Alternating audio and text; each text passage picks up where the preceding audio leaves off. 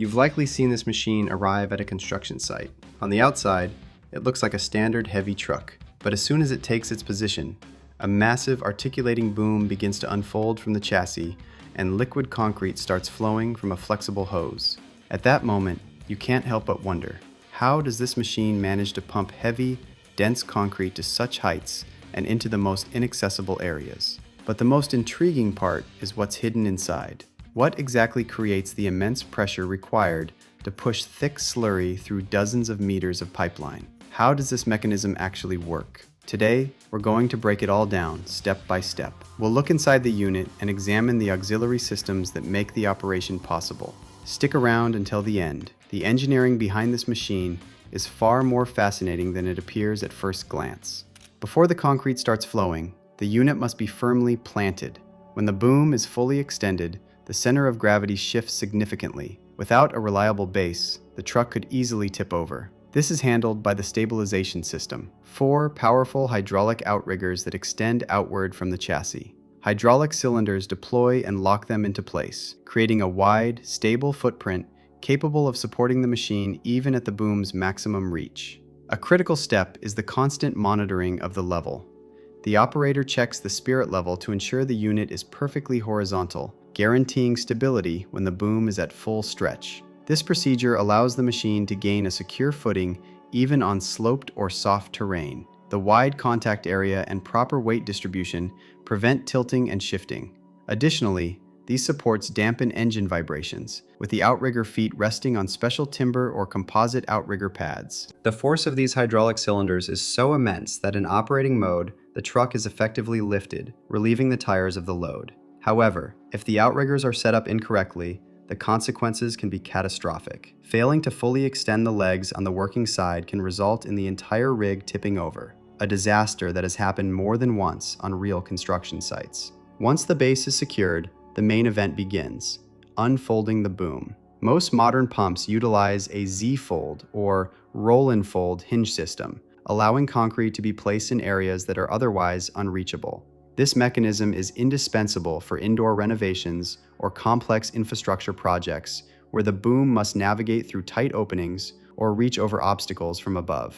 On average, these units can reach distances and heights exceeding 50 meters. Every section of the boom is controlled by hydraulic cylinders positioned along its length. High-pressure oil delivery ensures precise, rapid movements while maintaining smooth operation. The most impressive component is the main lift cylinder at the base of the boom. This cylinder holds the entire weight of the extended mechanism while simultaneously absorbing the dynamic shocks of the concrete mixture pulsing through the pipeline. Its operation demonstrates the sheer power of the onboard hydraulics. It combines brute strength with the stability needed to hold a precise position under maximum load. To be honest, standing next to one of these cylinders for the first time is humbling. You realize the incredible forces it manages every single second. Finally, let's talk about how operators control this giant.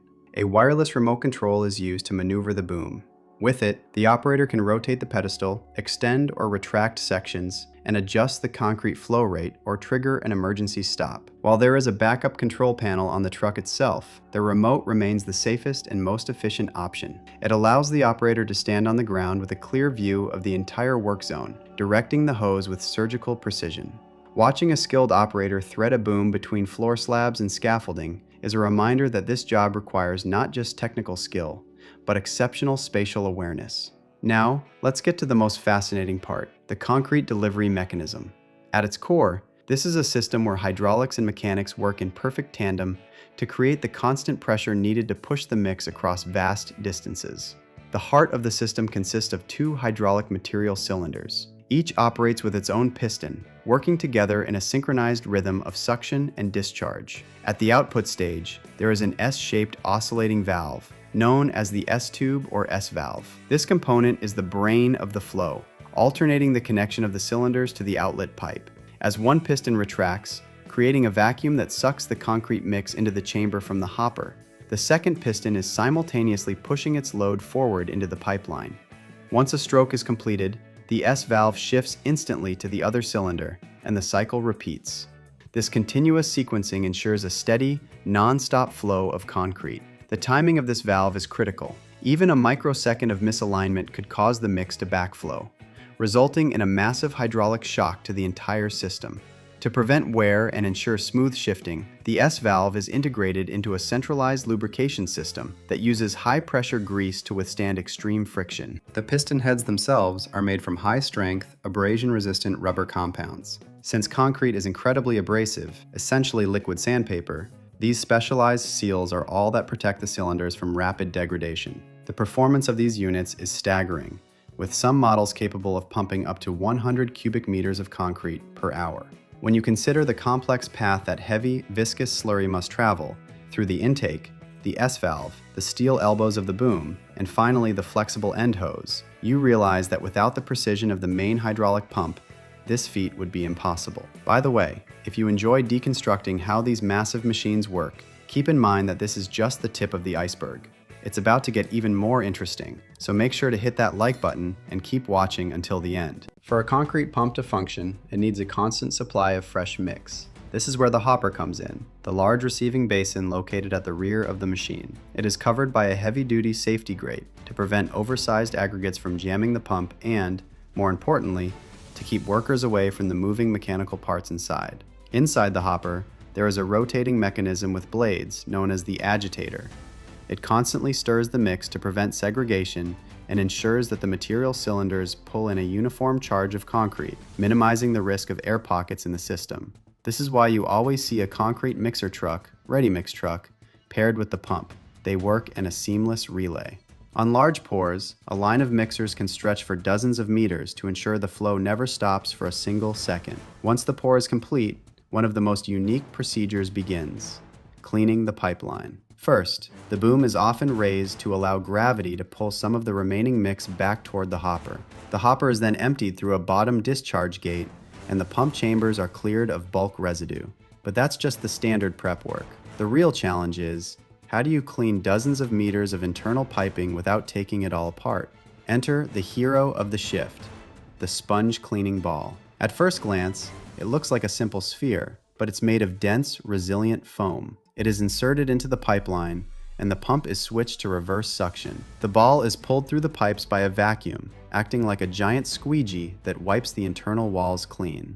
To track its progress, workers often tap the steel pipes. The hollow sound tells them exactly where the ball is. If the operator accidentally forgets to stop the pump, there's a safety catcher, or ball catcher, in the manifold that prevents the sphere from entering the pumping group and damaging the S-valve. Once the ball completes its journey, it is retrieved at the end of the line, and any remaining residue is flushed out with high-pressure water. Only then can the boom be folded and the outrigger stabilizers retracted. Most concrete pumps carry their own onboard water supply, typically around 800 liters. This allows for a full washout even in remote locations without a water connection. But there is no room for error. If the cleaning is done poorly, the leftover concrete will harden inside the pipes.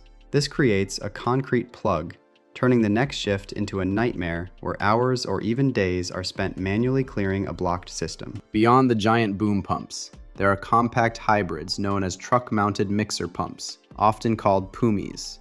These machines combine a concrete mixer with a small pumping unit.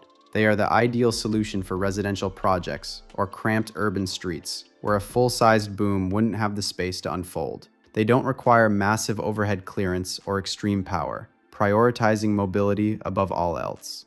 Regardless of size, every shift begins with a rigorous checklist, inspecting hydraulics, fluid levels, and every pipeline coupling. Safety is paramount, especially since the pumping unit is often bolted, not welded, to the chassis. This modular design allows the unit to be remounted on a different truck or even lifted by a crane to the upper levels of a skyscraper. The concrete pump is the machine that transformed back-breaking manual labor into a high-tech engineering process. Tasks that once took construction crews days of manual hauling are now completed in hours with surgical precision. It is more than just a pump. It is the heartbeat of the modern construction site, without which the pace of today's urban development would be impossible. Now, a question for you. Have you ever seen a concrete pump in action? Or perhaps you know someone who operates one? Share your experience in the comments below. It will be great to hear your stories.